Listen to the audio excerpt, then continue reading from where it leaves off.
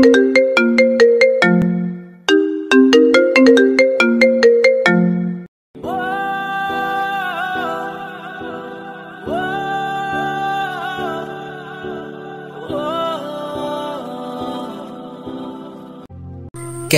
মাঠে পা রাখতেই কিছু দূর লক্ষ্য করলাম চিকন চশমা পরা একটা মেয়ে 5 জন ছেলেকে কান ধরে উঠবোস করাচ্ছে।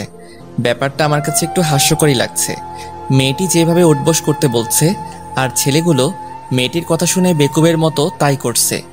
কৌতূহল বশত তাদের সামনে গিয়ে কিছু একটা বলতে যাব, এর মধ্যে চিকন মেয়েটি বলে উঠল, এখানে কি? মেয়েটির দিকে একবার তাকাতেই আমার চোখ যেন কপালে উঠে গেল। এত সুন্দরী একটা মেয়ে নম্রভদ্র না হয়ে ক্যাম্পাসে এসে ক্ষমতার বড়াই দেখাচ্ছে, এর একটা বিহিত আমাকে করতেই হবে। আনমনে ভাবতেই মেয়েটি আমার ভাবান্তর চেহারা দেখে বলে উঠল, এই যে তামিল হিরো, এখন কি আপনাকেও কান ধরিয়ে উদ্বোস করাবো? আরে ধুর, ওদের মতো আমাকে গাধা পেয়েছেন? আপনি বললেন আর আমি কানে ধরে উঠবোস করব? অত সোজা না। আর এই যে ভাইয়ারা, আপনারা এই চিকন প্রাণীর কথায় কান ধরে এত নাচানাচি করছেন কেন? আমার কথায় মেয়েটি 460 ভোল্টেজে রেগে গিয়ে চোখগুলো বড় বড় করে আমার দিকে তাকিয়ে রইল। আর ছেলেগুলো ভয়ে প্রথমে দাঁড়ালো, কিছু একটা বলতে যাব, এর মধ্যে আচমকাই তারা দৌড়ে পালিয়ে গেল। তাদের কাণ্ড দেখে ভেবাচাকা খেয়ে আবার বলে উঠলাম, কি হলো ভাই, আপনারা এই চিকন প্রাণীকে এত ভয় পাচ্ছেন কেন? ভাই, আপনার কপালে আজ অনেক দুঃখ আছে, এই পালারে। সবগুলো একসঙ্গে দৌড়ে পালিয়ে গেল। এইদিকে আমি শুধু তাদের কাণ্ড দেখে অবাক হচ্ছি। চিকন একটা মেয়ে, একে দেখে আবার ভয় পেতে হবে নাকি? ফু দিলে বাতাসের আগে উড়ে যাবে, একেই না আবার ভয় পেতে হবে নাকি? এসব আনমনে ভেবে পিছনে তাকাতেই মেয়েটি রাগে গজগজ ও দাঁতের দাঁত চেপে বলে ওঠে, তুই আমাকে চিকন প্রাণীর সঙ্গে তুলনা করলি কেন? চিকনকে চিকন প্রাণী বলে ডাকবো না তো মোটা প্রাণী বলে ডাকবো? তোর সাহস তো দেখছি কম না, তুই আমাকে চিকন প্রাণী বলছিস? নে তার জবাব। মেয়েটি এই বলে আমাকে থাপ্পড় মারার জন্য হাত তুলতেই খপ করে তার হাত ধরে বলে উঠলাম, এই যে ম্যাম, এত রেগে যাচ্ছেন কেন? আপনি কি জানেন না মেয়ে হয়ে ছেলেদের গায়ে হাত তুলতে নেই? এতে ওইসব মেয়েদের হাজবেন্ড বাসর রাতেই মায়ের ভোগে চলে যায়। আফসোস, আপনিও সেই ভুলটাই করতে যাচ্ছিলেন। চাপা মারা বন্ধ কর। তুই হয়তো আমাকে এখনো ভালোভাবে চিনতে পারিসনি। আমি কার বোন একটু অপেক্ষা কর, এমনি জানতে পারবি। দাঁড়া, সে ব্যবস্থাই করছি। এই বলে মেয়েটি রেগে মেগে একদম আগুন হয়ে হনহন করে চলে যেতে লাগলো। মেয়েটি রাগী হলেও যথেষ্ট সুন্দরী, তার সৌন্দর্য দেখে যে কোনো ছেলেই ক্রাশ খেয়ে যাবে। কিন্তু তার এই রাগী স্বভাবের জন্যই হয়তো কোনো ছেলে প্রপোজাল করতে পারিনি, যা বুঝলাম আর কি। এই রে, কথা বলার মাঝে নিজের পরিচয় বলতেই ভুলে গেছি। শুনুন তাহলে, আমি রনি হাসান, বাবা মার দ্বিতীয়তম সন্তান, মানে আমারও বড় ভাই আছে, বিয়ে শাদী করে সে একদম সেট। আর আমি ইন্টারমিডিয়েট পরীক্ষায় অটো পাস করে জাহাঙ্গীরনগর বিশ্ববিদ্যালয়ের পড়ার সুযোগ মিলেছে।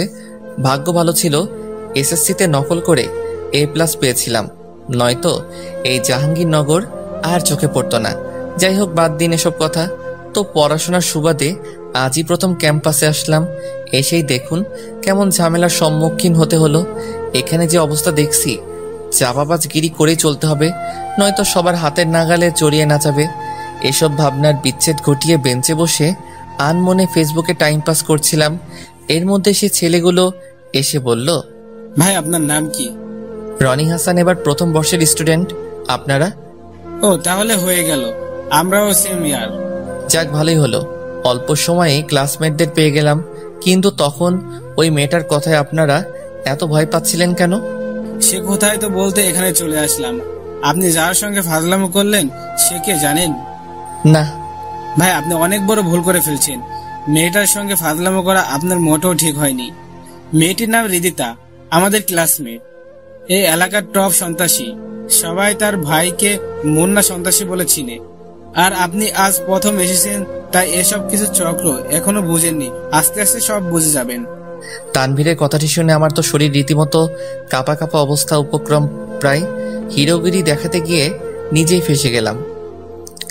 আনমনে ভাবতেই হঠাৎ সৌরভ বন্ধুর মহান উক্তিটা মনে পড়ে গেল, যে অবস্থায় থাকিস না কেন বন্ধু, কখনো নিজেকে বিলাই হিসেবে সবার সামনে উপস্থাপনা করবি না। প্রয়োজনে চাপাবাজগিরি করে হলেও নিজেকে বড় বানাবি, নয়তো সবার লাত্তি উষ্টা খেয়ে খেয়ে জীবন যাবে। কথাটা মনে রাখিস।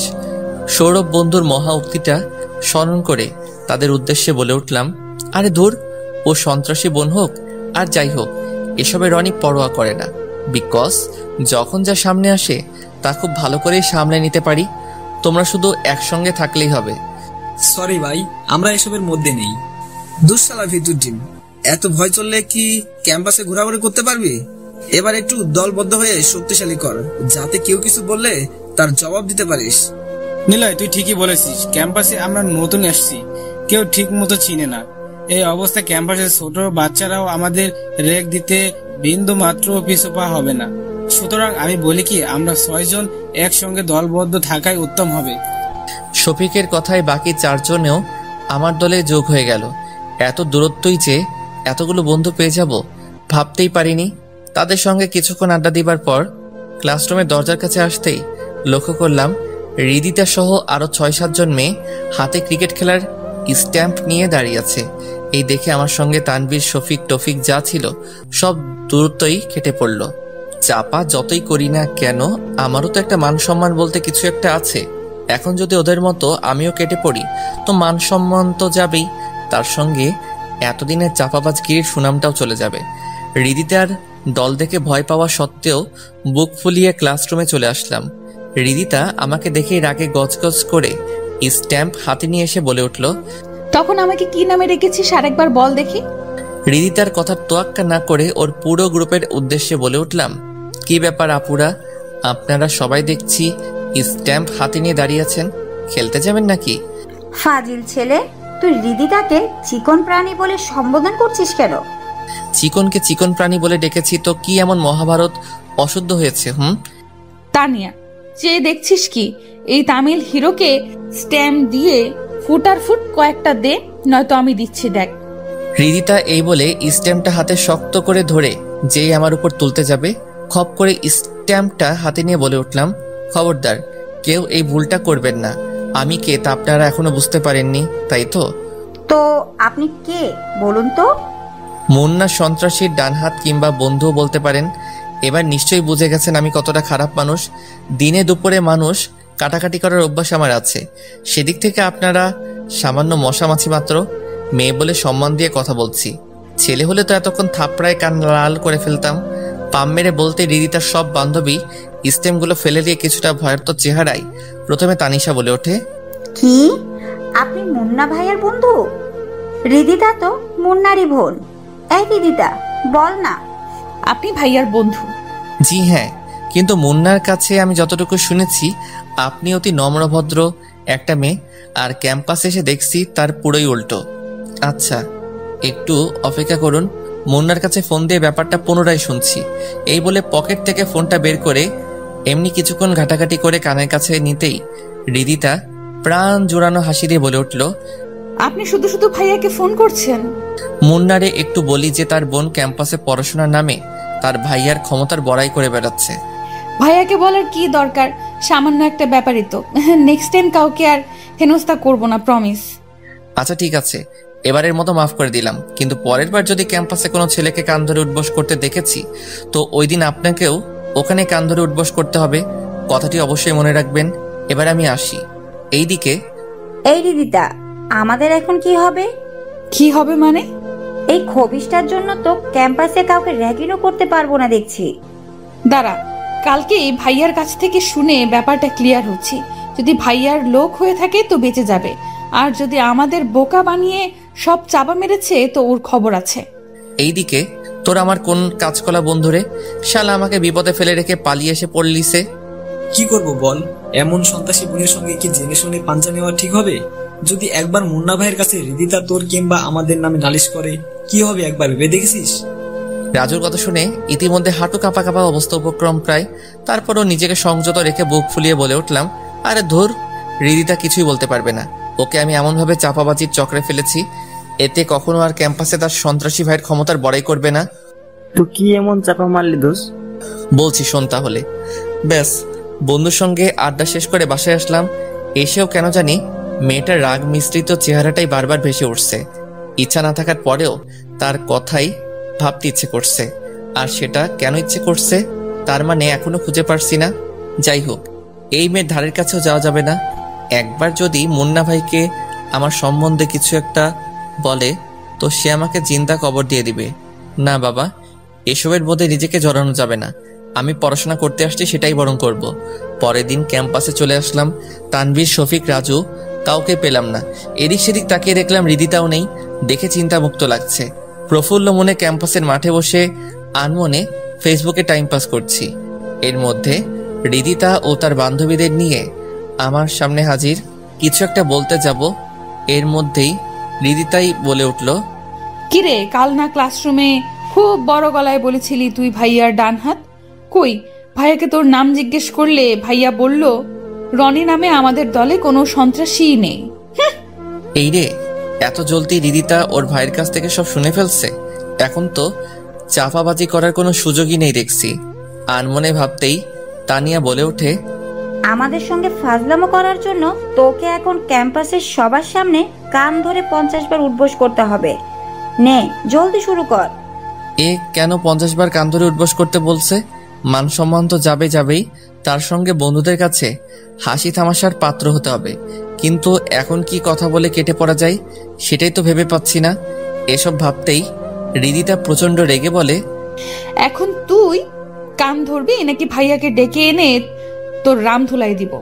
দেখুন, আপনারা আমাকে যত ধনীর পরিবারের ছেলে ভাবছেন, আমি তা না। গ্রামের সামান্য একজন কৃষকের ছেলে। এখানে অনেক সংগ্রাম করেই আমাকে আসতে হয়েছে। তবে কোনো অন্যায়ভাবে কাউকে হেনস্থা করতে দেখলে নিজেকে সংযত রাখতে পারি না। আমি অন্যের ঝামেলায় নিজেই জড়িয়ে যাই। কাল কিছুটা রেগে আপনাকে 2-1টা ভুলভাল কথা বলছি, এর জন্য আমি ক্ষমা প্রার্থী। আর এই যে হৃদিতা ম্যাম, আপনি তো মুন্না ভাইয়ের বোন, চাইলে যে কাউকে মারধর ও ক্যাম্পাস থেকে বের করে দিতে পারবেন। তাই আজ আমাকেও বলছেন ক্যাম্পাসে সবার সামনে 50 বার কান ধরে উঠবোস করতে। আমার কৃষক বাবা যদি জানতে পারে তার ছেলে ক্যাম্পাসে সবার সামনে কান ধরে উঠবোস করেছে, তাহলে কতটা আঘাত সে পাবে একবার ভাবতে পারছেন?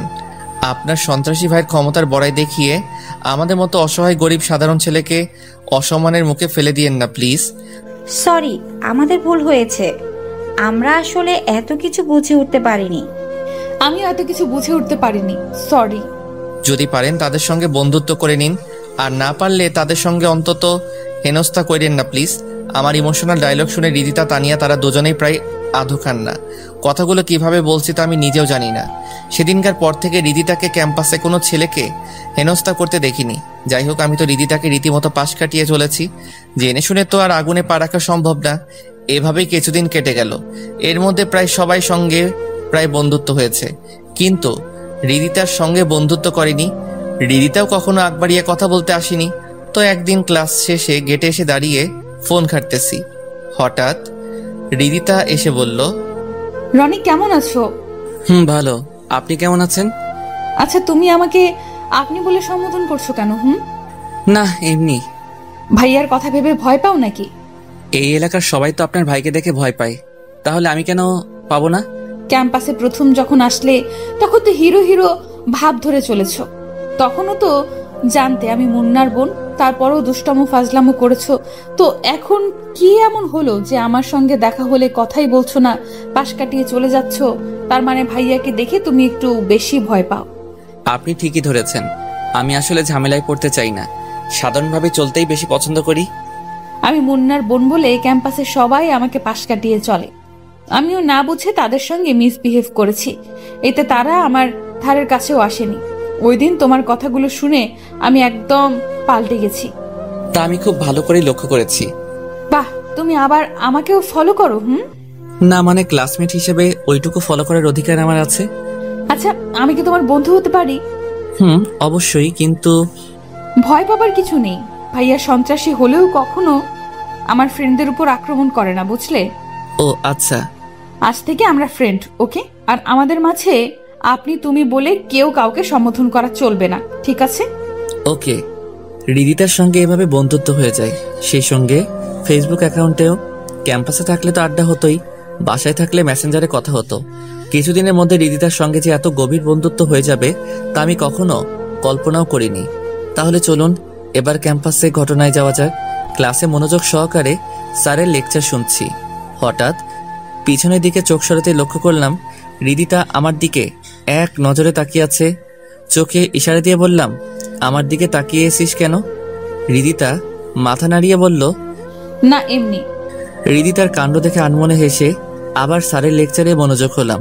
ক্লাস শেষে মাঠে নিলয়, রাজু, শফিকদের সঙ্গে বসে আড্ডা দিচ্ছি।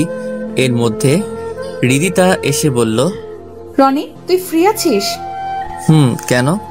না মানে তোকে নিয়ে একটু শপিং মলে যেতাম আর কি। আমাকে নিয়ে গেলে তো লাভ হবে না, উল্টা আমাকে খাওয়াতে হবে, বুঝছস?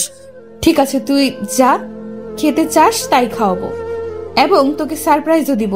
এখন বল আমার সঙ্গে যাবি নাকি লসের খাতায় নিজের নামটা বসাবি, কোনটা? কি সারপ্রাইজ দিবি? তা আমার সঙ্গে গেলেই বুঝবি।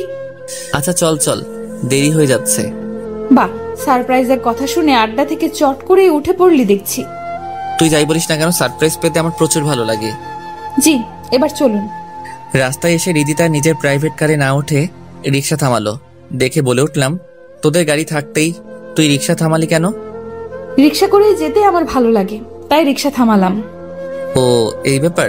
রিক্সায় দুইজনে ওঠার পর আমার কেন জানি রিদিতার পাশে বসে থাকতে সংকোচ বোধ হচ্ছে।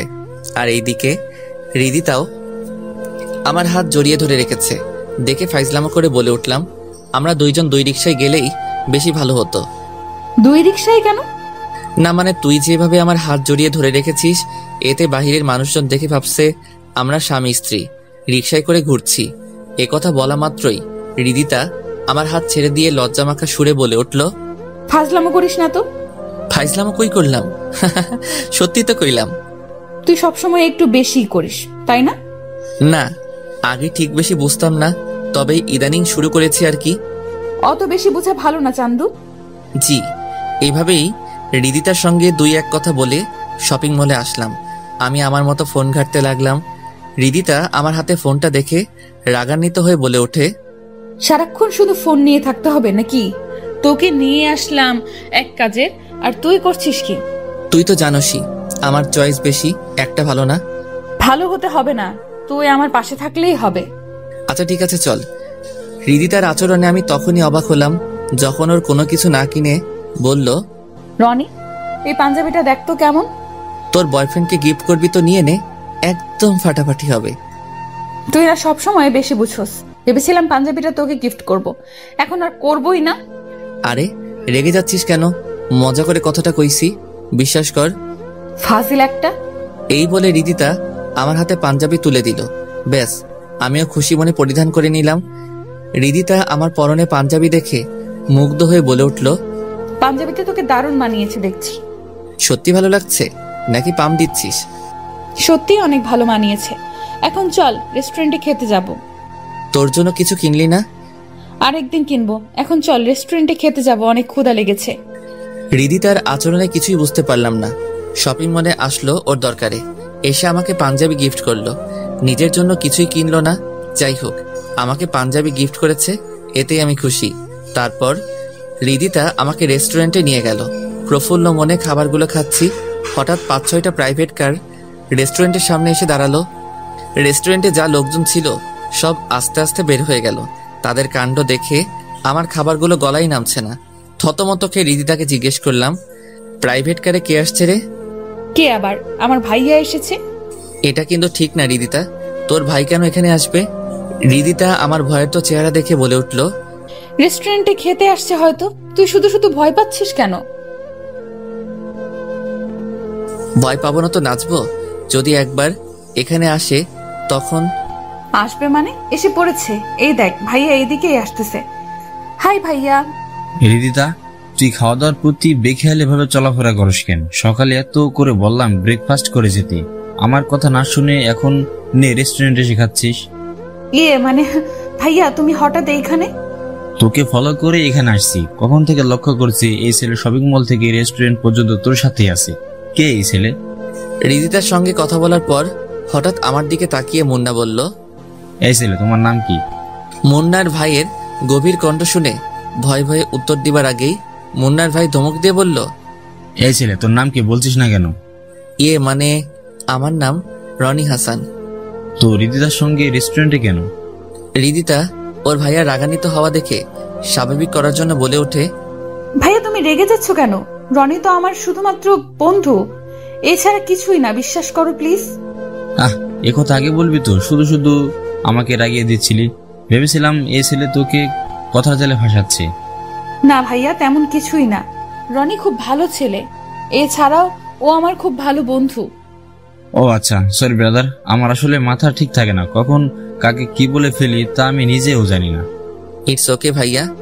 আচ্ছা ঠিক আছে, তোরা থাক, আমি বরং বাসায় চলে যাই, মাথাটা খুব ব্যথা করছে। আর ছোট ভাই, তুমি মনে কিছু করো না। ইটস ওকে ভাইয়া। মুন্না ভাই এই বলে চলে গেল। এইদিকে আমার হাঁটু কাঁপা কাঁপা অবস্থায়, গলা শুকিয়ে যাচ্ছিল। ভয় কাকে বলে এই মুহূর্তে খুব ভালোই বুঝতে পারছি। মাফিয়ার বোনের সঙ্গে ফ্রেন্ডশিপ করা মানে আগুনে পা রাখা সমান কথাই। আনমনে ভেবে যাচ্ছি, এর মধ্যে রিদিতা বলে উঠল, সরি রে ভাইয়া, আসলে ব্যাপারটা বুঝতেই পারিনি। ভেবেছে তোর আর আমার মধ্যে কিছু একটা চলছে। ভাইয়ার কথায় তুই মন খারাপ করিস না, বাসায় গিয়ে তোর হয়ে ভাইয়াকে আমি বকে দেব। রিদিতার কথা তোয়াক্কা না করে বলে উঠলাম, এখন আমাকে মেসে যেতে হবে। ঠিক আছে, হ্যাঁ অবশ্যই যাবি, তার আগে খাবারটা শেষ কর। না রে, আর খেতে ইচ্ছে করছে না। কি আর করার, চল তাহলে। রাস্তায় এসে 2 রিক্সা ডাকতেই রিদিতা বলে উঠল, 2 রিক্সা ডাকছিস কেন? মানে আমার একটু ইমার্জেন্সি, নিলয়ের ওখানে যেতে হবে, তুই বরং বাসায় চলে যা।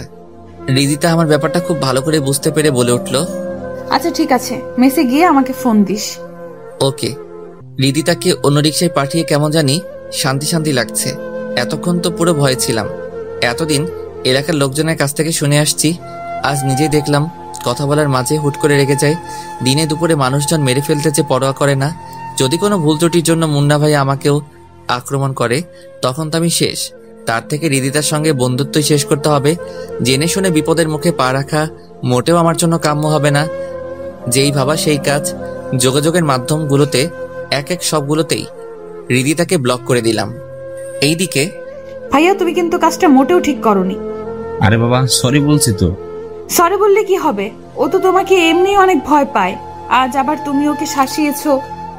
আচ্ছা ঠিক আছে, আমার হয়ে ফ্রেন্ডকে বলে দিস ভাইয়া যে কাজটি করেছে তার জন্য সে অনুতপ্ত, ও সরিও বলেছে। এবার ঠিক আছে?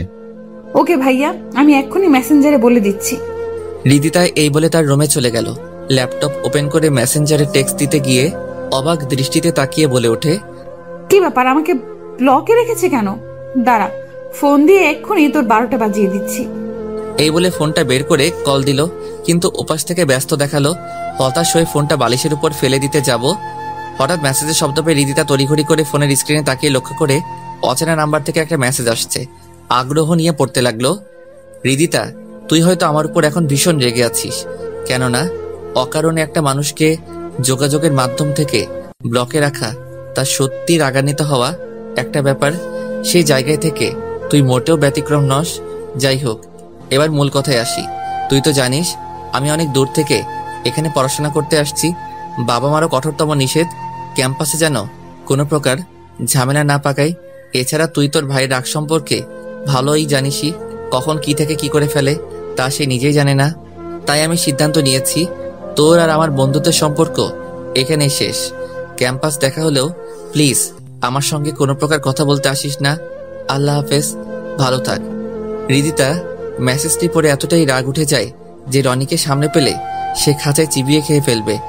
অনেকটা রেগে আনমনে বলে ওঠে, বন্ধুত্ব নষ্ট করার খুব শখ হয়েছে তাই না? কাল ক্যাম্পাসে তোকে মজা দেখাচ্ছি, অপেক্ষা কর। এইদিকে রিদিতার কাছে মেসেজটি পাঠিয়ে কাজটা কি ভুল করলাম? না, ভুল কিছু করিনি। যা করেছি একদম ভালোই করেছি। মাফিয়ার বোনের সঙ্গে কোনোভাবে বন্ধুত্ব রাখা ঠিক হবে না, এসব ভেবেই ঘুমিয়ে পড়লাম। সকালে ঘুম থেকে উঠে ফ্রেশ হয়ে খাবারের পর্ব শেষ করে মার সঙ্গে কিছুক্ষণ ফোনে কথা বললাম। মনটাও কেমন জানি ফ্রেশ হয়ে গেল। তারপর প্রতিদিনকার মতো ক্যাম্পাসে আসলাম। ফোনের স্ক্রিনে লক্ষ্য করলাম ক্লাস শুরু হতে প্রায় 20 মিনিট সময় বাকি আছে। ক্যাম্পাসে টাইম পাস করার জন্য ফেসবুক ঘাঁটতে ব্যস্ত হয়ে গেলাম। ফেসবুকে মগ্ন থাকা অবস্থায় হঠাৎ কে জানি ফোনটা হাত থেকে কেড়ে নিয়ে কিছু দূর ফেলে দিল। সামনে তাকিয়ে দেখি রিদিতা প্রচন্ড রেগে আমার দিকে এক দৃষ্টিতে তাকিয়ে আছে। সেদিকে ভ্রুক্ষেপ না দিয়ে মাটি থেকে ফোনটা হাতে নিতে যাব, এর মধ্যে রিদিতা বলে উঠল, কাল রাতে মেসেজে তুই এসব কি লিখেছিস? চুপ করে আছিস কেন? উত্তর দে। রিদিতা, একটু বোঝার চেষ্টা কর, তোর ভাই এমনি অনেক রাগী। কেউ যদি তোর আর আমার নামে ভুলভাল কান পড়া দেয় তো? তাহলে তোর ভাই আমাকে খুন করে ফেলবে। আমি এত কিছু বুঝি না, তুই আগে যেমন ছিলি তেমনই থাকবি। সরি রিদিতা, পারবো না। এবার কিন্তু বেশি বাড়াবাড়ি হয়ে যাচ্ছে। রিদিতার কথায় নিশ্চুপ হয়ে ওখানে থেকে সোজা ক্লাসরুমে চলে আসলাম। রিদিতাও আমার পিছনে চলে আসলো। সেদিকে আমার ভ্রুক্ষেপ নেই, নিশ্চুপ হয়ে সিটে বসে আছি। নিলয়, তানভীর, শফিক, রাজু এক এক করে সব স্টুডেন্ট ক্লাসে চলে আসলো। আমারও কথা বলার মতো মানুষ পেয়ে গেলাম। উপর দিকে রিদিতা শুধু আমার দিকে তীক্ষ্ণ চোখে তাকিয়ে আছে। একবার রিদিতার দিকে তাকিয়ে আবার মুখ ফিরিয়ে নিলাম। এভাবেই রিদিতাকে ইগনোর করতে লাগলাম। এখন রিদিতা আগ বাড়িয়ে কথা বলতে আসলেও কোনো একটা কাজের বাহানা দেখিয়ে ওখান থেকে সরে যেতাম। এক কথায় রিদিতাকে পাশ কাটিয়ে চলতাম আর কি। হঠাৎ একদিন রিদিতা আমার মেসে এসে বলতে লাগলো, রনি, তুই কিন্তু আমাকে রীতিমতো এড়িয়ে চলছিস। যা, আমার একটু ভালো লাগছে না। প্লিজ আগের মতো হয়ে যা। রিদিতাকে আমার মেসে দেখে থতমত খেয়ে বললাম, রিদিতা তুই হঠাৎ আমার মেসে? তোর তো ভাব বেশি, ক্যাম্পাসে কথা বলার সময় নেই, তাই মেসে চলে আসলাম। লোকজন তোকে আমার মেসে দেখলে অনেক বড় অসম্মানের মুখে পড়তে হবে। রিদিতা প্লিজ তোর বাসায় চলে যা, আমি বরং তোর সঙ্গে কাল ক্যাম্পাসে কথা বলবো। আগে আমার প্রশ্নের জবাব দে তুই, আর আগের মতো ফ্রেন্ডলি ভাবে চলবি, হ্যাঁ অথবা না। আগের মতো ফ্রেন্ডলি ভাবে চলা আমার পক্ষে সম্ভব না, বুঝতে পারছিস না কেন? তুই তাহলে আমার কথা শুনবি না, তাই তো? নিশ্চয়। আমার নীরবতায় দেখে রিদিতা বলে ওঠে, এবার তোর সঙ্গে খারাপ কিছু হতে যাচ্ছে যা তুই কল্পনাও করতে পারবি না। যে ভয়ে তুই আমাকে পাশ কাটিয়ে চলছিস, সেই ভয়টাই তোকে সারা জীবন পেতে হবে। সে ব্যবস্থাই করছি, তার প্রস্তুতি নিয়ে নে। রিদিতার কথার আগাগোড়া কিছুই বুঝতে পারলাম না। সারা জীবন ভয় থাকতে হবে মানে? ও কি বোঝাতে চাইলো? যাই হোক, ওর কথা ভেবে সময় নষ্ট করার কোনো মানেই নেই। তবে একটা বিষয় বুঝতে পারছি না, আমি ওর সঙ্গে কথা কিংবা বন্ধুত্ব না রাখলে কি বা যায় আসে? আমার মতো তো আরো অনেক ফ্রেন্ডই তো আছে। এর মধ্যে একমাত্র আমি পাশ কাটিয়ে চললে ওর কি সমস্যা? হয়তো রিদিতা আমাকে ভালো বন্ধু ভাবে, হুট করে বন্ধুত্ব সম্পর্ক নষ্ট করায় মানতে পারছে না। অপরদিকে রিদিতা বোন আমার, কান্না করছিস কেন? মুন্নার কথাটি শুনে রিদিতা আরো জোরে কান্না করে বলে ওঠে, খবরদার, আমার সঙ্গে ভুলেও কথা বলতে আসবা না। মুন্না হঠাৎ তার বোনের অভিমান দেখে থতমত খেয়ে যায়। হঠাৎ আবার কি এমন হলো যে কান্না করছে? আনমনে ভেবে মুন্না বলে, আচ্ছা কি হয়েছে আমাকে বলবি তো নাকি? শুধুমাত্র তোমার জন্য আমার বন্ধু বান্ধব কেউ কাছে ঘেঁষতে পারে না। ওই দিন রনিকে একটু শাসিয়েছ দেখে ও আর আমার সঙ্গে কথা বলবে না তো দূরের বিষয়, চোখ তুলে তাকানোর সাহসটুকুও পায় না। আমি একবার দিয়ে কথা বলতে চাইলেও পাশ কাটিয়ে চলে যায়। ও এই ব্যাপার? রনি কথা বলে না দেখে কান্না করছিস? কান্না করবো না তো কি করব? ও আমার এত ভালো একটা বন্ধু, হুট করে কথা বলা বন্ধ করেছে, এতে কি আমার খারাপ লাগে না? হ্যাঁ অবশ্যই খারাপ লাগে, তবে তার জন্য যে কান্না করতে হবে এমন তো কোনো কথা না। তোর ফ্রেন্ড তো আরো অনেকেই আছে, তাদের কথা ভেবে মন খারাপ করে বসে থাকতে তো আগে কখনো দেখিনি। আজ যে তোর চোখে জল দেখছি, এই কান্নার পিছনে অবশ্যই কোনো রহস্য জড়িয়ে আছে যা আমি জানি না, তাই তো? মুন্নার সন্দেহজনিত কথা শুনে রিদিতা কান্না মিশ্রিত কণ্ঠে বলে ওঠে, ভাইয়া তুমি কোন রহস্যের কথা বলছো? আমি মাফিয়া সন্ত্রাসী হতে পারি ঠিকই, কিন্তু দিন শেষে আমারও পরিবার পরিজন বলতে কেউ একজন আছে। আর এই পৃথিবীতে সবচেয়ে বেশি ভালোবাসি কাকে জানিস? না ভাইয়া। সেটা হলো আমার ছোট বোন রিদিতা, যাকে সেই ছোটবেলা থেকে এ বুকে আদর যত্নে বড় করেছি। সে সঙ্গে তার চাওয়া পাওয়া পূরণ করতে ত্রুটি রাখিনি। আজ সে বোন কান্না করছে শুধুমাত্র একটা বন্ধুর জন্য। আচ্ছা তোকে একটা প্রশ্ন জিজ্ঞেস করবো, তার সঠিক উত্তর দিবি, লুকাবি না, কেমন? ওকে ভাইয়া। প্রথম প্রশ্ন হলো, তুই কি রনিকে ভালোবাসিস? না, ভালোবাসি না। তাহলে তার জন্য কান্না করছিস কেন? রনিকে আমি ভালোবাসি না, তবে ওর সঙ্গে কথা না বললে আমার ভালো লাগে না। সবকিছুতেই খারাপ লাগা কাজ করে। ও যখন আমাকে পাশ কাটিয়ে চলে তখন কেন জানি এমনিই কান্না পায়। এমনটা যদি হয়ে থাকে তো তুই নিশ্চিত ওই ছেলেটার প্রেমে পড়েছিস, এর জন্য তার এরিয়া চলাটা সহ্য করতে পারছিস না। ভয় পাবার কারণে তুই শুধু একবার তোর মনের কথা আমাকে বল, তোর বিয়ে আমি নিজ হাতে দিব, একটু ভেবে দেখ। মুন্নার কথা শুনে রিদিতা লজ্জিত হয়ে হাসি মুখে রুম ত্যাগ করলো। রিদিতার আচরণে তার ভাইও বিষয়টি বুঝতে পিছুপা আর হলো না। এইদিকে, মামা আপনার এখান থেকে বিকাশে টাকা তোলা যাবে কি? হ্যাঁ ভাই, এই এজেন্ট নাম্বারে টাকা পাঠিয়ে দাও। ওকে। বিকাশ থেকে টাকা তুলে মানিব্যাগে রাখতে যাব। এর মধ্যে প্রাইভেট কারে কয়েকজন লোক নেমে এসে আমার উদ্দেশ্যে বলে ওঠে, আপনার নাম কি রনি হাসান? তাদের কথা শুনে থতমত খেয়ে বললাম, হ্যাঁ, কিন্তু আপনারা কারা? আমরা মুন্না ভাইয়ের লোক। তো আমাকে এখানে ইন্টারফেয়ার করছেন কেন? তা আপনি মুন্না ভাইয়ের কাছে গেলেই বুঝতে পারবেন। এখন কথা না বাইরে জলদি গাড়িতে উঠুন। সরি ভাই, অকারণে মুন্না ভাইয়ের ওখানে যেতে আমি ইচ্ছুক না। তাছাড়া মুন্না ভাইয়ের সাথে আমার কোনো শত্রুতাও নেই যে তার সঙ্গে আমার দেখা করতে হবে। আপনারা ভাই এবার আসতে পারেন। এখন আপনি ভালো ভালো গাড়িতে ওঠেন, তো সম্মানের সহিত আপনাদের সঙ্গে যেতে পারবেন, নয়তো জোর করে আপনাকে এখান থেকে তুলে নিয়ে যেতে আমরা বাধ্য হব। লোকগুলোর কথা শুনে হাঁটু রীতিমতো কাঁপতে শুরু করলো। মুন্না ভাই আমাকে ডাকছে, তার মানে হৃদিতা নিশ্চয়ই কোনো ঝামেলা পাকিয়েছে। আনমনে ভাবতেই লোকগুলো ধমকের সুরে বলে ওঠে, আপনি যাবেন নাকি তুলে নিয়ে যাব? থাক ভাই, তুলে নিয়ে যেতে হবে না, আমি স্বইচ্ছেই আপনার সঙ্গে যাচ্ছি, চলুন। বাধ্য হয়ে মুন্না ভাইয়ের বাসায় আসলাম। মনে মনে হাজারো ভয় লাগা কাজ করছে। হৃদিতাও ম্যাচে গিয়ে আমাকে শাসিয়ে আসছে। আজ মুন্না ভাইয়ের হাত থেকে আর রক্ষা নেই। আনমনে এসব ভাবতেই মুন্না ভাই সিঁড়ি বেয়ে নামতেই যা বলল, কিরে তোর সাহস দেখছি অনেক বেড়ে গেছে। মানে ভাইয়া, আপনি কি বলতে চাচ্ছেন? একটু অপেক্ষা কর, সবই বুঝতে পারবি। মুন্না ভাইয়ের কথায় ভয়ে গলা একদম শুকিয়ে যাচ্ছে। মনে হচ্ছে আজ আর নিজেকে বাঁচাতে পারবো না। এখন শুধু হৃদিতার উপর রাগ হচ্ছে। ও তো জানতোই এসব ঝামেলায় নিজেকে জড়াতে চাই না। এসব জেনে শুনে আমাকে বিপদের মুখে ফেলে দিল। তারপর ভেবে নিলাম আজ মুন্না ভাইয়ের হাতে মরতেই যখন হবে, তাহলে এত ভয় পেয়ে লাভ কি? এসব ভেবেই বলে উঠি, ভাই আমি খুব সাধারণ একজন মানুষ, এসব ঝামেলায় নিজেকে জড়াতে চাই না। তাছাড়া আপনার সঙ্গে ব্যক্তিগত কোনো শত্রুতাও আমার নেই। তাহলে এখানে আমাকে আনার উদ্দেশ্য কি? উদ্দেশ্য অবশ্যই আছে, একটু অপেক্ষা কর, সব বুঝিয়ে দিচ্ছি। মুন্না ভাই এই বলে হৃদিতাকে ডাক দিল। হৃদিতাও সঙ্গে সঙ্গে এসে পড়ল। আমাকে দেখেই হাসি উজ্জ্বল চেহারা উপস্থাপনা করে মুন্না ভাইয়ের উদ্দেশ্যে বলে ওঠে, ভাইয়া ডেকেছো কেন? এই ছেলেটার নাম কি রনি? হ্যাঁ ভাইয়া। একেই তো ভালোবাসিস? হৃদিতার সঙ্গে কথা শেষ করে মুন্না ভাই আমাকে উদ্দেশ্যে বলে, হৃদিতাকে শুধু ভালোবাসিস নাকি বন্ধু ভাবিস, কোনটা? মুন্না ভাইয়ের কথাটা শোনার জন্য আমি মোটেও প্রস্তুত ছিলাম না। অবাক প্লাস ভয় নিয়ে বলি, ভাইয়া আপনি ভুল ভাবছেন। হৃদিতাকে আমি ভালোবাসি না, শুধুই বন্ধু ভাবি। হৃদিতা তুই চুপ আছিস কেন? ভাইয়াকে সবকিছু বল। এত ভয় পাবার কি আছে ভাইয়াকে? বলে দে তুই আমাকে ভালোবাসিস। হৃদিতার কাছ থেকে কথা শুনে আমার আকাশ ভেঙে যেন আমার মাথার উপর পড়ার উপক্রম প্রায়। কি বলছে? মাথা কি খারাপ হয়ে গেল নাকি? হৃদিতা এটা কিন্তু ঠিক হচ্ছে না। আমাদের মাঝে কখনো ভালোবাসার সম্পর্ক ছিল না, বন্ধুত্বর সম্পর্কই ছিল। আজ হঠাৎ এসব উল্টাপাল্টা কথা বানিয়ে বলছিস কেন? কি আমি বানিয়ে বলছি তুই আমায় ভালোবাসিস না? আচ্ছা ঠিক আছে, তোকে আমায় ভালোবাসতে হবে না।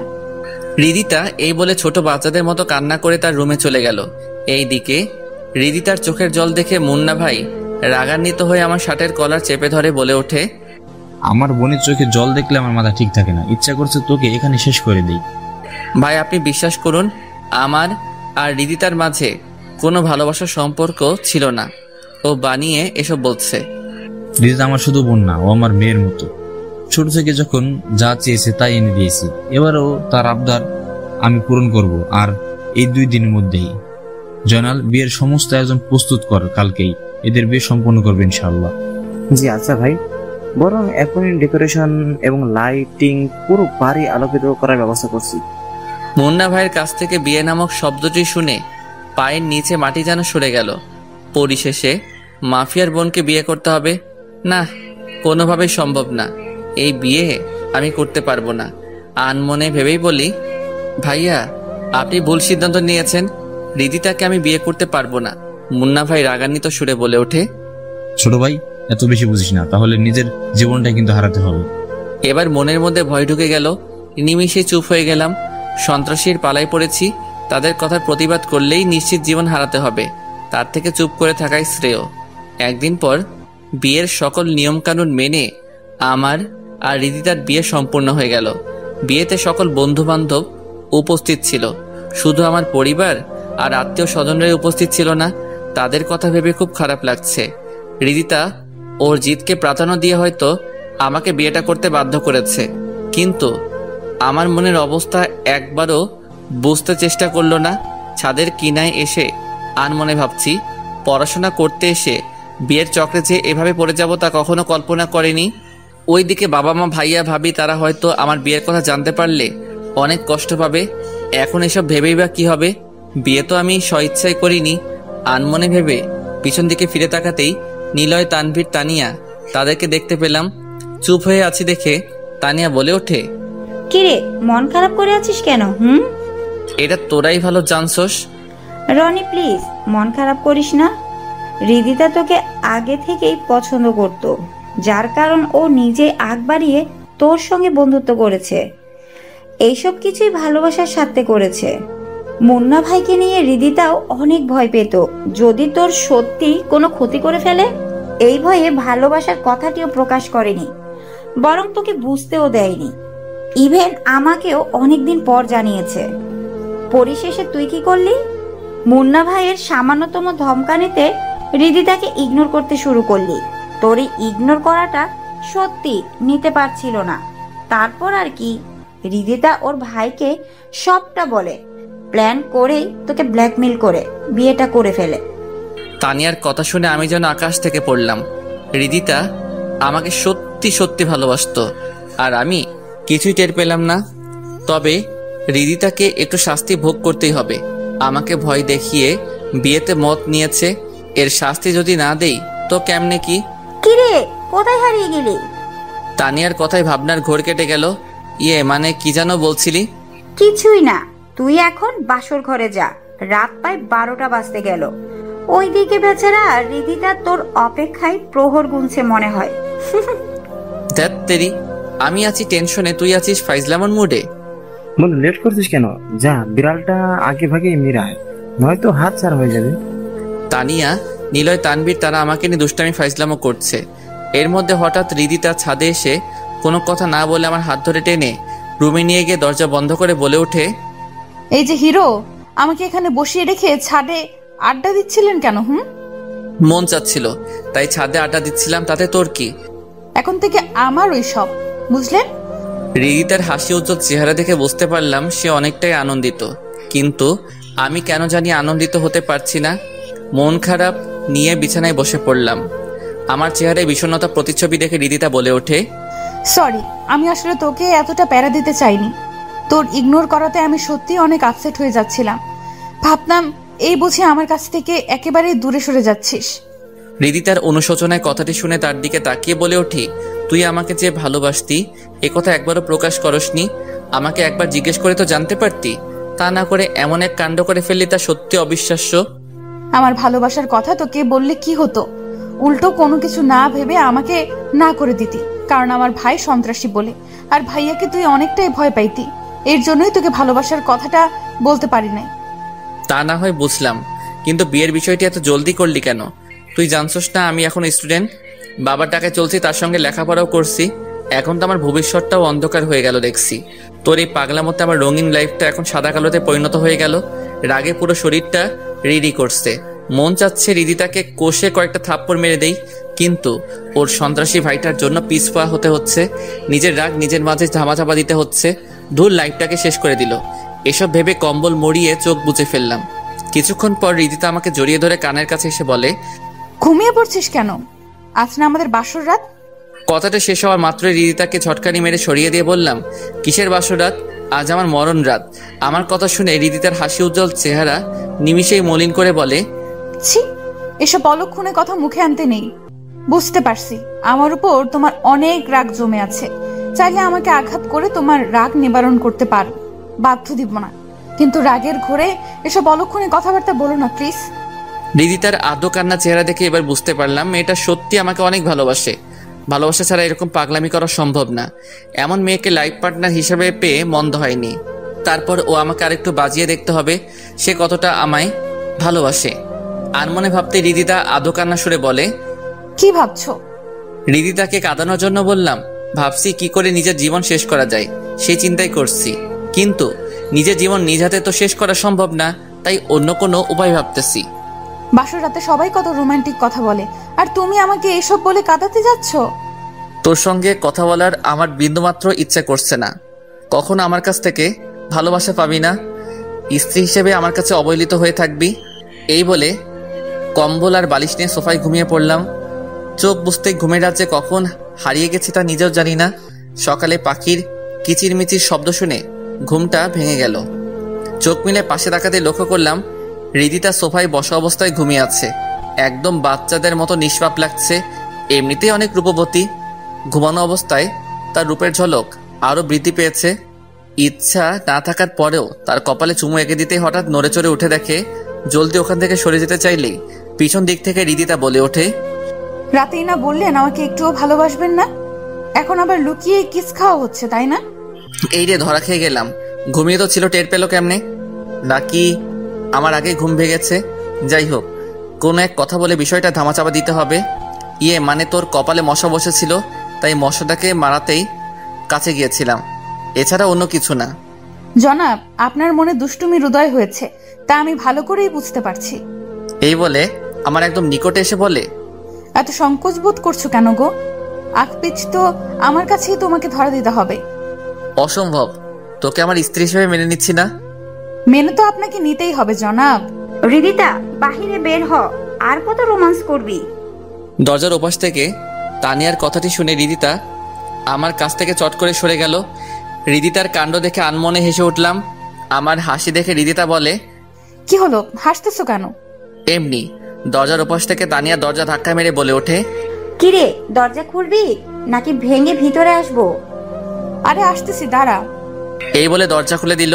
প্রথমে তানিয়া রুমে প্রবেশ করলো, তারপর এক এক করে তানভীর, নিলয়, শফিক, রাজু সবাই এসে আমার দিকে তাকিয়ে ফাইজলামো শুরু করে। বলে ওঠে, বাসর রাত কেমন কাটলো দোস্ত? তোদের মুখে আর কোনো কথা নেই, এসে এটা বলতে হবে? অদ্ভুত। এই বলে তাদেরকে পাশ কাটিয়ে ওয়াশরুমে গেলাম। সারা তোরা বন্ধু নামের হারামি, মাফিয়ার বোনকে বাধ্য হয়ে বিয়ে করতে হয়েছে। বুঝতে পারছেন না বাসরাত কেমন হবে? এটা আবার আমাকে জিজ্ঞেস করতে হবে নাকি? আনমনেই একাই বকবক করছি। উপর দিকে, এই যে আপামনি, বাসরাত কেমন কাটালেন? আর বলিস না, এতদিন সিনেমায় যে কাহিনী দেখেছি সেম কাহিনী আমার সঙ্গে হয়েছে। মানে? কাল রাতে আমাদের স্বামী স্ত্রীর মাঝে আলিঙ্গন হয়নি রে। অনেক স্বপ্ন ছিল ফুলসজ্জার রাতে স্বামীর সঙ্গে প্রেমালাপ করব, কিন্তু খবিশটা রেগে সোফায় গিয়ে ঘুমিয়ে পড়লো। আমারও কোনো কিছু বলার সাহস হচ্ছিল না। নিরুপায় হয়ে তার পাশে রাত পাড়ি জমিয়েছি। খবিশটা একবারও জিজ্ঞাসাও করলো না যে বিছানায় না ঘুমিয়ে সোফায় কেন ঘুমাচ্ছি। কি আর করার, বিয়েটা হয়তো করতে চাইনি, কিন্তু তোর ভাইয়ের চাপে মত দিতে বাধ্য হয়েছে। যাই হোক, তুই ওকে আরো অনেক বেশি ভালোবাসবি, যাতে তোকে ছাড়া অন্য কাউকে কল্পনাও করতে পারে না। ঠিক আছে, আমি বরং সেটাই করব। এবার আমরা তাহলে আসি। ওকে। এইদিকে ওয়াশরুম থেকে বের হয়ে লক্ষ্য করলাম পুরো রুম ফাঁকা। কি ব্যাপার, তানভীর, নিলয়, শফিক তারা কোথায় গেল? দেখ, হারামিগুলো না বলে চলে গেল। আনমনে ভেবে বিছানায় বসে আছি। হঠাৎ দরজা খোলার শব্দ পেয়ে দরজার দিকে তাকাতেই লক্ষ্য করলাম হৃদিতা খাবার হাতে নিয়ে আসছে। এইদিকে খিদেই পেটে ইঁদুর দৌড়াচ্ছে। এই যে জনাব, খেয়ে নিন। খিদে নেই। সংকোচ বোধ করলে তো আর পেট ভরবে না, খেয়ে নিন প্লিজ। বললাম না খিদে নেই। এত করে যখন বললাম খেতে চাচ্ছেন না, তো না খাইয়েই থাকেন, গেলাম আমি। আমিও কোনো কিছু না বলে চলে যাচ্ছি দেখে রীতিতার ডাকলেও তার ডাকে সাড়া না দিয়ে চলে যাচ্ছি। দেখে রীতিতার পিছনেই আসছে। আচমকাই মুন্না ভাই দরজার সামনে এসে দাঁড়িয়ে বলে ওঠে, রনি কোথায় যাচ্ছ? দেখো না ভাইয়া, ও না খাইয়েই বের হচ্ছে, আমার কোনো কথাই শুনছে না। রীতিতার অভিযোগ সুরে কথাটি শুনে মুন্না ভাই দীর্ঘশ্বাস ফেলে বলে ওঠে, সে কি, না খাইয়ে যাচ্ছ কেন? ভাইয়া আমার খিদে নেই। তা তো বললে চলবে না। এই রীতিতা, টেবিলে খাবারগুলো রেডি করো। এই বলে মুন্না ভাই আমার হাত ধরে টেবিলের দিকে নিয়ে গিয়ে চেয়ার টেনে ইশারায় বসতে বলে আমিও বাধ্য ছেলের মতো বসে পড়ি। তারপর এক এক করে খাবারের আইটেম রীতিতার সামনে এগিয়ে দেয়। ইচ্ছা না থাকার পরেও খেতে শুরু করি। কিছুক্ষণ নীরবতা থাকার পর মুন্না ভাই বলে ওঠে, পৃথিবী জুড়ে আপনজন বলতে আমার ছোট বোনটি আছে। অকালে মাকে হারিয়েছি। মার মৃত্যুর পর বাবা আরেকটা বিয়ে করে আমাদের অবহেলা অনাদারে ফেলে চলে যান। অনেক কষ্টের মাঝে আমার এই ছোট বোনটাকে কুলে পিঠে বড় করেছি। কখনো তার চোখে জল আসতে দেখিনি। নিজের স্বাদ আহ্লাদ বিসর্জন দিয়ে আমার ছোট বোনটার চাওয়া পাওয়াকে প্রাধান্য দিয়েছি। তবে আমার বোনটা খুব চাপা স্বভাবের, কখনো মুখ ফুটে কোনো কিছু আবদার করে নাই। আমি আন্দাজ করে এক এক সময় এক এক সারপ্রাইজ এনে দিতাম। সেদিন যখন ওকে কান্না করতে দেখলাম, তখন জিজ্ঞেস করলে কান্না মিশ্রিত কণ্ঠে বলে, ভাইয়া তোমার জন্য আমার বন্ধু বান্ধব ইগনোর করে চলে, কথা বলে না। কথাটি শুনে আবার যখন তাকে জিজ্ঞেস করলাম কে কথা বলে না আমাকে বল, তখন সে তোমার নামটি বলেছিল। আমি ভেবেছিলাম ও শুধু তোমাকে বন্ধু ভাবে না, তার থেকে অন্য কিছু। আনমনে ভেবে সন্দেহবশত জিজ্ঞেস করি, তুই কি রনিকে ভালোবাসিস? আমার কথার শব্দে না প্রকাশ করে মাথা ঝুঁকিয়ে হ্যাঁ সম্মতি জানিয়েছিল। এরপর কোনো কিছু না ভেবে বিয়ের সিদ্ধান্ত নিয়ে নিই এবং তোমাকে ভয় দেখে বিয়ের মত নিতে বাধ্য করি। এটা অবশ্য বড় অন্যায় করে ফেলছি, এর জন্য আমি ক্ষমা প্রার্থী। আর তোমাদের পড়াশোনার বিন্দুমাত্র ক্ষতি আমি হতে দিব না, এ বিষয়ে নিশ্চিত থাকতে পারো। মেসে থাকার কোনো দরকার নেই, আমাদের এখানে থাকবে। প্রয়োজনে তোমার বাবা মার সঙ্গে কথা বলে সবকিছু স্বাভাবিক করবে। এতে যদি ওনাদের পা পর্যন্ত ধরতে হয় তো আমি তাই করব। তারপরও নিজের মাঝে রাগ কিংবা খারাপ নিয়ে থেকো না ভাই, প্লিজ। মুন্না ভাইয়ের এরকম কথাবার্তা শুনে একটু না অনেকটাই অবাক হয়েছি যে মুন্না ভাই মানুষকে হুমকি ধুমকি কথা বলে, আজ আমার সঙ্গে এত মলিন ভাষায় কথা বলছে, তা সত্যি অবিশ্বাস্য। হয়তো বিয়েটা আমার বাধ্য হয়ে করতে হয়েছে ঠিকই, কিন্তু রিদিতাকে যে আমার অপছন্দ তেমন কোনো বিষয় না। স্ত্রী হিসেবে রিদিতাকে আমার বেশ পছন্দই হয়েছে। এসব ভেবেই বলে উঠি, আচ্ছা ভাইয়া ঠিক আছে, রিদিতাকে আমি স্ত্রী হিসেবে মেনে নিয়েছি, কিন্তু আমি তো এখনো বেকার। রিতার দায়িত্ব তোমাকে এখনই নিতে হবে না। যতদিন না তোমার পড়ালেখা শেষ হবে ততদিন পর্যন্ত আমার দায়িত্বে থাকবে, সমস্যা নেই। তাছাড়া এই সম্পত্তি সবই তো আমার ছোট বোনটার জন্য। আর হ্যাঁ, কিছুদিন পর তোমার বাবা মাকে সব বুঝিয়ে বলবো, কেমন? জি আচ্ছা। মুন্না ভাই চলে যাবার পর রিদিতা বলে ওঠে, ভাইয়া হয়তো তোমাদের চোখে খুনি সন্ত্রাসী, কিন্তু আমার চোখে পৃথিবীর সেরা ভাইদের মধ্যে আমার ভাই একজন। তার ঋণ আমি কখনো শোধ করতে পারবো না। এই বলে রিদিতা চোখের জল মুছে রুমে চলে গেল। বুঝতে পারলাম সে অনেকটাই ইমোশনাল হয়েছে। বাসায় ভালো লাগছে না দেখে ক্যাম্পাসের মাঠে আড্ডা দিতে চলে আসলাম। বন্ধুরা আমাকে দেখা মাত্রই খোঁচা মেরে বলতে শুরু করলো, কি বন্ধু, পরিশেষে মাফিয়ার বোনকে বিয়ে করে ফেললি? একদিক থেকে ভালো হয়েছে, আমাদের সঙ্গে আর কেউ উঁচু গলায় কথা বলতে পারবে না, বিকজ তুই আমাদের সঙ্গে আছিস। ধুর বাদ দে এসব কথা, এমনিতে অনেক প্যারায় আছি, কোনো কিছুতেই ভালো লাগছে না। সে কি, কাল বিয়ে করলি আর আজই বলছিস ভালো লাগছে না? শুধু আর কটা দিন যাক, তারপর না হয় এই কথা মুখে উচ্চারণ করিস। ব্যাস, বন্ধুদের এক দুই কথায় আড্ডা ভালোই জমে গেল। মন খারাপ থাকলেও এখন আর তা নেই। আড্ডা শেষ করে রিদিতাদের বাসায় না গিয়ে সোজা মেসে চলে আসলাম। বাড়িওয়ালা আমাকে দেখেই বলে ওঠে, বাবা তুমি মেসে থেকো না প্লিজ, তাহলে ভীষণ ঝামেলায় পড়তে হবে। আঙ্কেল আপনি হঠাৎ এ কথা বলছেন কেন? মুন্না ভাইয়ের কঠোর আদেশ, তা আমাকে পালন করতেই হবে। ও আচ্ছা। এই বলে ম্যাচ থেকে গুটি গুটি পায়ে হেঁটে যাচ্ছি আর ভাবছি, মুন্না ভাই সত্যি অনেক বড় মাপের সন্ত্রাসী। বাড়িওয়ালাকে কি না কি বলেছে, সে কথাই বাড়িওয়ালা মানতে বাধ্য হয়েছে। আমার লাইফে এরকম পরিস্থিতির সম্মুখীন হতে হবে তা কখনো কল্পনা করেনি। ভাগ্যের লিখন এমনই হয়তো ছিল।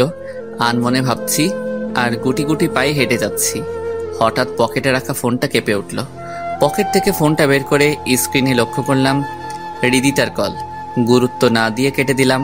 ব্যাস, আবারও কল দিল। এবার কল কেটে না দিয়ে রিসিভ করলাম। ওপাশ থেকে ঝাঁঝালো কণ্ঠে রিদিতা বলে, আমার কল রিসিভ করছো না কেন? কল রিসিভ না করলে কথা কার সঙ্গে বলছিস? প্রথমবার তো কল কেটেই দিলা। আমার ইচ্ছা হইছে, কল রিসিভ করিনি। তো কোনো সমস্যা? হইছে, আর বলতে হবে না, বাসায় আসো। যেতে পারবো না। এসে পড়ো, নয়তো ভাইয়ার লোকজন পাঠিয়ে দিব কিন্তু। থাক, লোকজন পাঠিয়ে দিতে হবে না, আমি আসতেছি। কল কেটে তারপর তড়িঘড়ি করে বাসায় চলে আসলাম।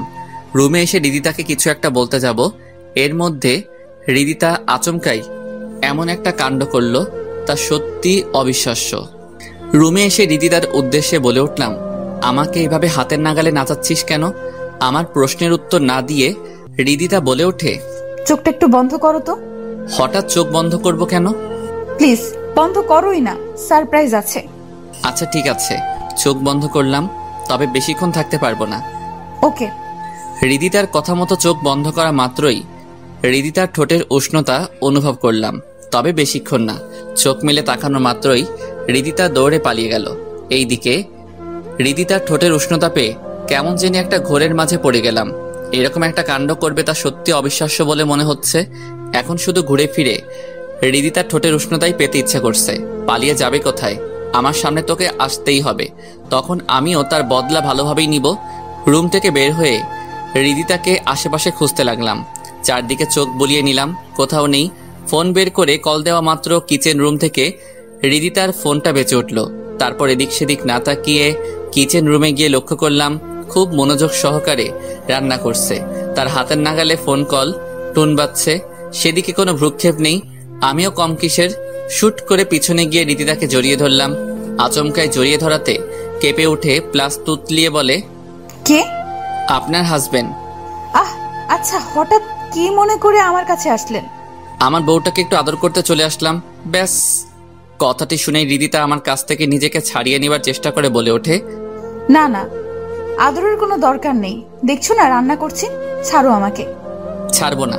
তখনকার সারপ্রাইজটাতে আমার মন ভরেনি, সুতরাং সারপ্রাইজটা পুনরায় আবার চাই।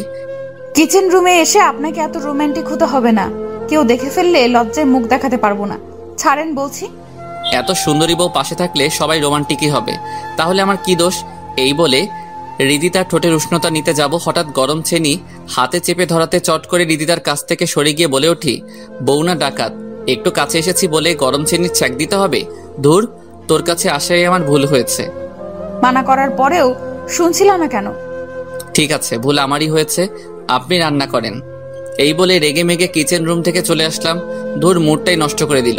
কিছুক্ষণ পর রীতিতা রুমে এসে দুষ্টুমি স্বরে বলে ওঠে, কেমন লাগে ফুলসজ্জার রাতে আপনি আমাকে ছ্যাঁকা দিয়েছেন, তাই এর প্রতিশোধ নিলাম। এবার তাহলে আমিও প্রতিশোধটা নিয়ে নেই, দাঁড়া। এই বলে বিছানা থেকে নেমে রীতিতার দিকে এগিয়ে যাচ্ছি, দেখে ও পালানোর চেষ্টা করা আগেই খপ করে তার হাত ধরে হ্যাচকা টেনে বুকে জড়িয়ে নিয়ে বললাম, এবার তোর কাছ থেকে আমাকে কেমনে সরাবি? নিজেকে বাঁচানোর টেকনিক আমার জানা আছে, তা দেখতে চাও? ওকে চেষ্টা করে দেখতে পারিস। পারমিশন পাওয়া মাত্রই হাতে সজোরে কামড় বসিয়ে দিল। ব্যথা পাওয়া সত্ত্বেও মুখে হাসি এনে বলে উঠলাম, এই সামান্য কামড়ে আমার কিছুই হবে না, বুঝছস? একটুও ব্যথা পাওনি? না, পাইনি। এই বলে রীতিতাকে বিছানায় নিয়ে প্রথমেই কপালে চুমু এঁকে দিলাম, তারপর স্বামী স্ত্রীর মধুর ভালোবাসায় দুইজনই হারিয়ে গেলাম। আলিঙ্গনের পর রীতিতা আমার বুকে মাথা রেখে জড়িয়ে শুয়ে আছে। দুইজনের মাঝে কোনো কথা নেই, মনে হচ্ছে এই মুহূর্তে আমাদের দুইজনেই বাকরুদ্ধ হারিয়েছে। নীরবতার প্রহর ভেঙে রীতিতা বলে ওঠে, আমাকে ছেড়ে কখনো যাবে না তো? নীরবতার মাঝে রীতিতার কথাটি শুনে থতমত খেয়ে বলে উঠি, চলে যাওয়ার প্রশ্ন আসছে হঠাৎ? না, মানে বিয়ে তো আমাকে স্বইচ্ছায় করেননি, চাপে পড়েই মত দিতে বাধ্য হয়েছ, এর জন্য তোমাকে নিয়ে আমার অনেক ভয় হয়। হ্যাঁ, যেতেও পারি, ঠিক নেই। ফাইজলামো করে বলতে রীতিতা ভীষণ ক্ষেপে আমার বুকের উপরে উঠে বলে, এ কথা মুখে আরেকবার উচ্চারণ করলে বড্ড খারাপ হয়ে যাবে কিন্তু। আরে বাবা, রাগ করছো কেন? ফাইজলামো করে বলেছি তো। অনেক হয়েছে, ছাড়ো আমাকে। আরে কোথায় যাচ্ছ? থাকো না আর একটু। আজ না হোক কাল ঠিকই তো আমাকে রেখে চলে যাবা, মাঝখান থেকে এত মায়া বাড়িয়ে লাভ কি? ছাড়ো আমাকে। বললাম তো ফাইজলামো করে বলছি, তারপরও রাগ কেন করছো? তাহলে আমার মাথায় হাত রেখে বলো, কখনোই আমাকে ছেড়ে যাবা না? আচ্ছা ঠিক আছে, যাব না। আর যদি যেতেই হয় তো আমার বউটাকেও সঙ্গে নিয়ে যাব। খুশি? সত্যি? এই বলে রীতিতা আমার কপালে চুমু এঁকে দিল। মেয়েটা সত্যি আমাকে অনেক ভালোবাসে। যাই হোক, রীতিতাকে মৃত্যুর আগ পর্যন্ত আর ছাড়ছি না। খুব জলদি ওকে আমার বাসায় নিয়ে যাব। হয়তো বাবা মা ভাইয়া তাদের কাছে একটু বকাঝকা শুনতে কিংবা দুই একটা থাপ্পড় খেতে হবে, তারপর তো ঠিকই তাদের কাছে টেনে নিবে। আর মনে ভেবেই মার কাছে ফোন দিলাম। দুই একবার কল টোন বাজার পর আম্মু রিসিভ করে বলে ওঠে, কেমন আছিস বাবা? হ্যাঁ আম্মু, ভালোই আছি। তোমরা সবাই কেমন আছো? আলহামদুলিল্লাহ, সবাই ভালো আছি। তোর পড়াশোনার কি খবর? হ্যাঁ ভালো। কি ব্যাপার, তুতলিয়ে কথা বলছিস কেন? না মানে তোমাকে একটা কথা বলতে চাচ্ছিলাম। হ্যাঁ বল, শুনছি তো। আম্মু, আমি এখানে বিয়ে করে ফেলেছি। বাদর ছেলে, কি বললি? আবার বল দেখি। তারপর আম্মুকে স্পষ্ট ভাষায় যখন বললাম, মা আমার কথাটি শুনে রাগে আগুন হয়ে ঝাঁঝালো কণ্ঠে বলে, বাদর ছেলে, তোকে পড়ালেখা করতে পাঠিয়েছি আর তুই ওইখানে আমাদের ছাড়াই এসব করেছিস? তোর ওখানে কালকেই আমি যাচ্ছি। এই বলে লাইন কেটে দিল। মার রাগান্বিত সুরে কথাটি শুনে অনেকটাই ভয় পেয়ে যাই, কারণ মার রাগ করলে ভীষণ ঝামেলায় আমাকে পড়তে হয়। আমার সুপারিশ তো একমাত্র মা করে, আর এখন দেখছি পুরোই বিপক্ষে চলে গেছে। তার দিক থেকে রিয়াক্ট করা অস্বাভাবিক কিছু না, তারপরও মার রাগান্বিত আচরণে ভয় করছে। মা যে রিয়াক্ট করলো, বাবা শুনলে তো বাসায় তুলবে না। এখন এসব ভেবে আর লাভ নেই, যা হবার তা হবেই। রাতে ঘুমানোর সময় এসব চিন্তা ভাবনা করছি। রীতিতা আমাকে চিন্তিত দেখে জড়িয়ে ধরে বলে, কি ভাবছো? ভাবনার বিচ্ছেদ ঘটিয়ে বলে উঠলাম, মাকে আমাদের বিয়ের বিষয়টা জানিয়ে দিয়েছি। উনি আমার মুখে বিয়ে নামক শব্দটি শুনেই অনেকটা রেগে যান এবং কালকে আসতে চাইছে। বুঝতে পারছি না মা এখানে আসলে কি হবে। আমার জন্য তোমাকে অনেক বকাঝকা শুনবে, তাই না? এই পাগলি, তুই মন খারাপ করছো কেন? মা তো আমাকে ছোট থেকে বকাঝকা করে, তার বকা শুনে হজম করার শক্তি আমার আছে। চিন্তা করো না, সব ঠিক হয়ে যাবে। হৃদিতা ছলছল দৃষ্টিতে তাকিয়ে বলে ওঠে, তুমি যদি কোনো কারণে আমাকে ছেড়ে চলে যাও তো আমি সত্যিই মরে যাব। তোমাকে ছাড়া আমি থাকতে পারবো না, যত কিছুই হোক না কেন। তুমি আমার হাতটি ছেড়ে চলে যাবে না তো? হৃদিতার কথাটি যেন কলিজায় লেগে গেল। একে যত দেখছি ততই মনটা জয় করে নিচ্ছে। পরিস্থিতি যতই খারাপ আসুক না কেন, ভালোবাসার মানুষটি কখনো হাতছাড়া করব না। আনমনে ভেবে হৃদিতাকে পরম ভালোবাসায় বুকে জড়িয়ে নিলাম। হৃদিতাও আমার বুকে মুখ গুঁজে চুপটি মেরে ঘুমিয়ে পড়ল। হৃদিতাকে দেখে মনে হচ্ছে পৃথিবীর সবচেয়ে শান্তির স্থানে সে ঘুমিয়ে পড়েছে। দৃশ্যটি আমার কাছে খুবই মনোমুগ্ধকর লাগছে। নিজের অজান্তেই হৃদিতার মাথায় হাত বুলিয়ে দিচ্ছি, আর ও আমাকে ঝাপটে ধরে ঘুমের রাজ্যে পাড়ি দিচ্ছে। চিন্তা ভাবনায় রাতটা নির্ঘুমে কেটে গেল। ফজরের আজানের আগেই কখন যে ঘুম ধরে আসছে তা আমি নিজেও জানি না। সকালে হৃদিতার মিষ্টির কোকিল কণ্ঠে ডাকে ঘুমটা ভেঙে গেল। আমার চোখ লাল বর্ণ দেখে হৃদিতা বলে ওঠে, কি ব্যাপার, তোমার চোখগুলো এমন লাল বর্ণ ধারণ করেছে কেন? নিশ্চয়ই রাতে ঘুম হয়নি। হ্যাঁ, ঘুম হয়েছে তো। মিথ্যা বলছো কেন? তোমার চোখ প্রমাণ দিচ্ছে রাতে ঘুম হয়নি। এবার আর লুকানোর চেষ্টা করলাম না, বলে ফেললাম, আসলে চিন্তা ভাবনা বেশি থাকায় ঘুমাতে পারিনি। মাকে নিয়ে আমার বেশি চিন্তা হচ্ছে। যে মানুষটা আমার সুপারিশ সবসময় করত সে এখন আমার বিপক্ষে চলে গেছে। তার মানে বুঝতে পারছো ব্যাপার কেমন কঠিন হয়ে দাঁড়াবে। চিন্তা ভাবনা করার কোনো প্রয়োজন নেই, নিয়তির উপর সব ছেড়ে দাও। এই বলে আমার কপালে চুমু এঁকে হৃদিতা রুম ত্যাগ করলো। হৃদিতার কথায় কিছুটা স্বস্তি পেলাম। সকালের পর্বটা এমনি কেটে গেল। বিকালে বাবা মা তার সঙ্গে ভাইয়া ভাবি সবাই চলে আসছে। মা আমাকে দেখে কোনো কিছু না বলেই ঠাস ঠাস করে 2টা থাপ্পড় মেরে দিল এবং অজস্র বকাবকি শুরু করলো। বাবা শুধু দাঁতের দাঁত চেপে চোখ রাঙিয়ে তাকাচ্ছিল।